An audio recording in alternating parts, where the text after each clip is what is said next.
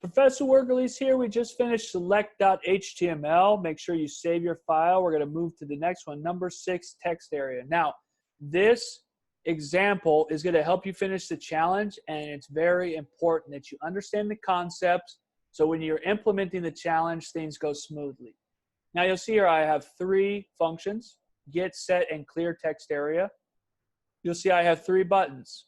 Okay, I have on click set for all of them, and the corresponding function to be called, which is case sensitive the same, which includes the parentheses. Now, the first thing we want to do is see how we can get the value of a text area. So you'll see here I'm grabbing the text area by the ID. You'll see ID equals the comments here. It's case sensitive the same. And I'm going to print that out to the console using the directory structure. So I'm going to print out the entire object. Let's see what happens when I click on get text area. Here comes the object, and what attributes and properties do I have that correspond to that? So I'm trying to get the text area's content. Now, the first thing you'll see is if I scroll down, you'll see I have inner HTML. Now, inner HTML is I like CS2830, but my instructor is kind of weird. True, but is that the property that we're trying to select? Well, let's see what else we have. If I keep scrolling down, you'll see I have name, which is equal to comments, and I also have the type, which is equal to text area, and value, which is equal to I like CS2030, but my instructor's kind of weird. So which one do we use? Do we use the inner HTML or do we use the .value? Well, let's print that out and see. So I'm going to do .log. I'll do text area object .inner HTML, and I will print out the value as well. And let's see what happens. So here I'm going to refresh. I saved and then refreshed. I'm going to do get text area. You'll see I like CS2030, but my instructor is kind of weird in both of them. Let's say I change this. So I erase all the content, and I just type in Nick. Click on get. You'll see the inner HTML is still I like CS2030, but my instructor is kind of weird. And the value now changed to Nick.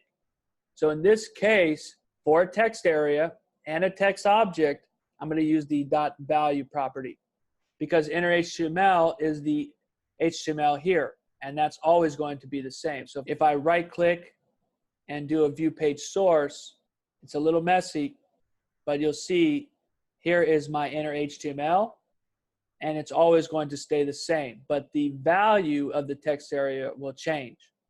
So let's go back to the code, and let's see how we can set the text area. So as soon as you know how to get the text area, it's easy to set the text area because you could use the same property.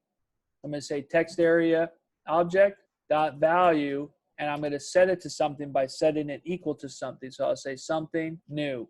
Okay, so text area, I'm going to use .value. I'm going to refresh this, do a get, do a set, do a get. You'll see the inner HTML is the same, but the value is changed.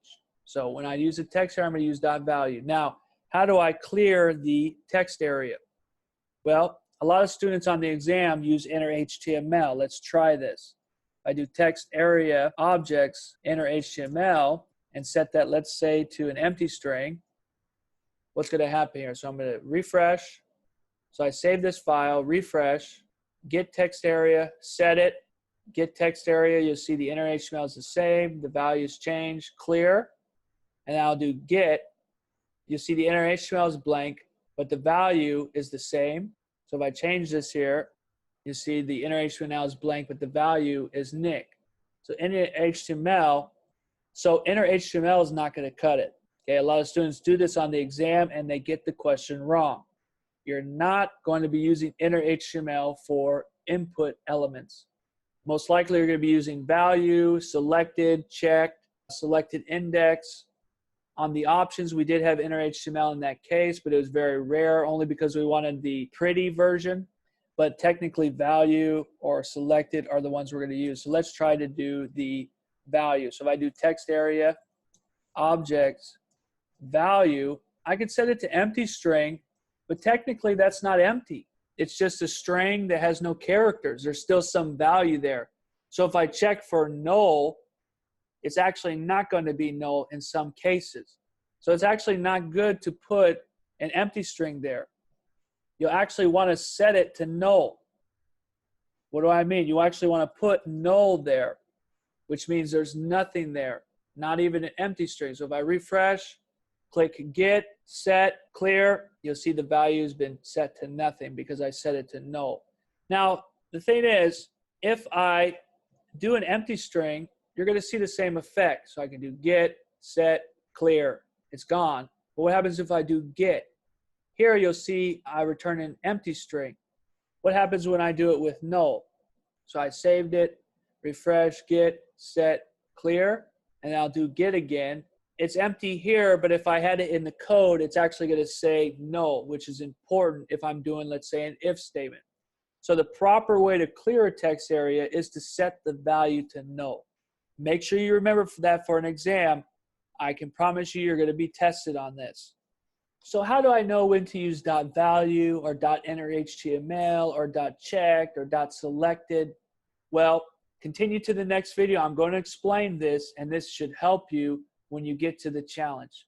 Hopefully it clears things up, and hopefully it gives you some ideas for the challenge. We'll see you in the next video.